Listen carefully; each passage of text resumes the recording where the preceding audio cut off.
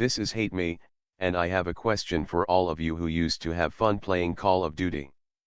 Some of you still have fun playing games in this franchise, but most of you are not having any fun at all. My question is, when did that fun cease to exist? Please leave your answers in the comments below. As for my answer to this question, the fun ended when the newest Call of Duty title was Modern Warfare 2019. Black Ops 4 was the last Call of Duty game I actually had fun playing. Various reasons can be attributed to this answer.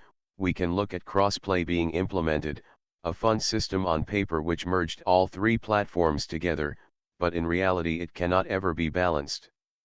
Warzone, Modern Warfare, and Vanguard had no field of view sliders for console, and the PS5 and Xbox Series X and S did not come out yet, so console players had a substantial disadvantage.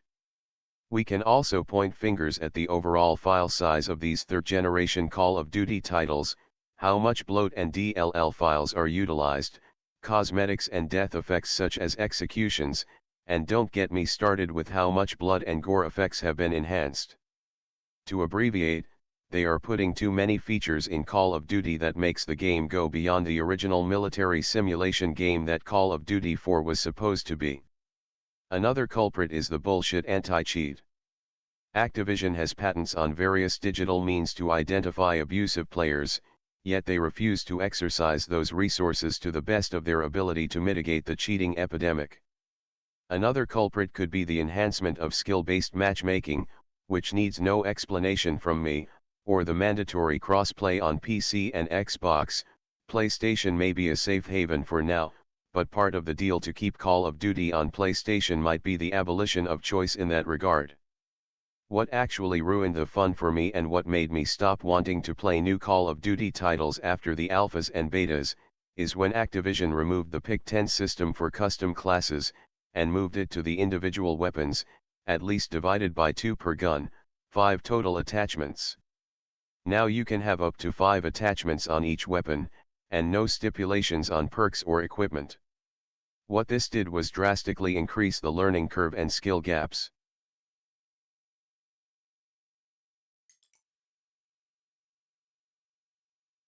The configuration of attachments on a weapon can make or break said weapon.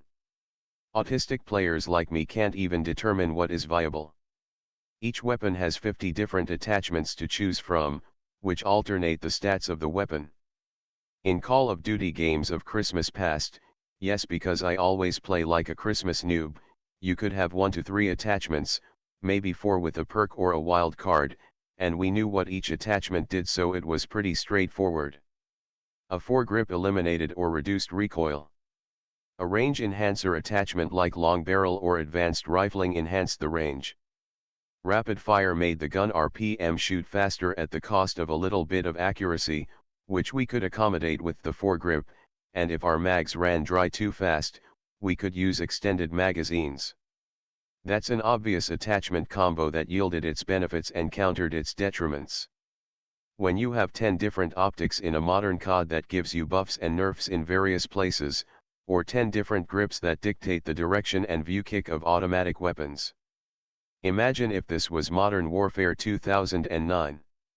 If I wanted the F2000 to shoot in a straight line and be a laser beam, I wouldn't use that inaccurate piece of shit assault rifle that should have been in the SMG category, and instead use the ACR with the double tap perk. I don't need 5 to 10 attachments to make an F2000 convert into an ACR.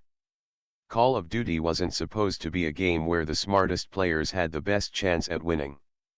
By increasing the mental skill gap of modern Call of Duty games, via using so many unwanted attachments, the game is less fun. Another downside to this attachment system is the fact that clueless players who don't know what combinations are good, are just gonna randomly spend money on bundles to get blueprints that have pre-arranged attachments. There's a 75% chance that the main weapon in the bundle is good, there is a 15% chance that the main weapon is bad, and there is a 100% chance that Activision made me waste more money than the MSRP of the $60 game just to find out. I despise these marketing tactics that have ruined every post-Black Ops 4 Call of Duty game, for me at least. This advanced weapon attachment system has become so popular that it's been adopted into games like X-Defiant, and Roblox Phantom Forces. As much as I hate that, I can forgive both of these games because I never use automatic weapons in Phantom Forces, and all I do is main the bolt-action sniper rifles, only seldom switching out the main optic. As for X-Defiant, you can use any combination of attachments you want, but because of the lengthy time to kill that is parallel to Apex Legends, without the plot armor, there is no chance that the best players in the game will go 50-0 in every match. The best players can only get a 3 or a 4 KDR per match, so attachments don't even matter much in that game. One of the reasons why I love playing X-Defiant, more will be explained in a future video. Anyways, let's get back onto Black Ops 4. There are 6 attachments you can have on a weapon, 4 plus an operator mod, out of a 10 attachment per weapon selection. You can use as many as you want at the cost of all of your perks and equipment. The attachments do exactly what they say on the tin. This is the last time Call of Duty used a basic attachment system in favor of the advanced attachment systems. Normality would never return to the franchise until the H2M mod came out. Black Ops 4 also became the first Call of Duty to experiment with chapters, not pages, but chapters of video and graphics settings on the PC version, which were just as more advanced and challenging to personalize than previous Call of Duty games. There is nothing wrong with having the means of enhancing the visuals of the game, but our system specs have their limits and some settings don't comply with most GPU hardware at the time. To add insult to injury, one update to GeForce, Windows, or even the game itself could reset all of the settings you worked hard to fine-tune. The final nail in the coffin for playing modern Call of Duty games was my introduction to Blackout. Remember that Battle Royale? I do. I had so many second place finishes but no chicken dinner. This was a factor in me passing on Warzone when it released, and thank God I stayed away from that cesspool. I recall dying to one cheater who came over the hill pre-aimed at me while I was hiding behind a bush. Not very many people cheated in Blackout because you had to pay for that game, but when the free-to-play Warzone came out the following year, I was spared from that cesspool. Sure, I missed out on all of the potential fun that game had, but something else came out another year from that game, and it was more healthier to play, and worth me wasting 2,000 hours of my life getting good at. Outbreak Zombies, a game mode so fun that I bought Cold War on all 3 platforms, converted from KBAM to controller in Zombies, and even bought additional physical copies of the game to potentially LAN with friends. The game went on sale on Battle.net 3 years ago, and I wasted no time spending $150 on 3 copies for each alt Battle.net account I created. Why? Because I was a massive fan of The Walking Dead. This was Call of Duty's first open-world zombies game. There were even cross-game challenges for both Outbreak and Warzone that made me taste the latter game. Once the blueprint was unlocked, I never played Warzone again. Despite Cold War being a 10 attachment Call of Duty, the blueprint bundles made sense in Zombies because I could slaughter as many zombies as I wanted to even with the weakest weapons.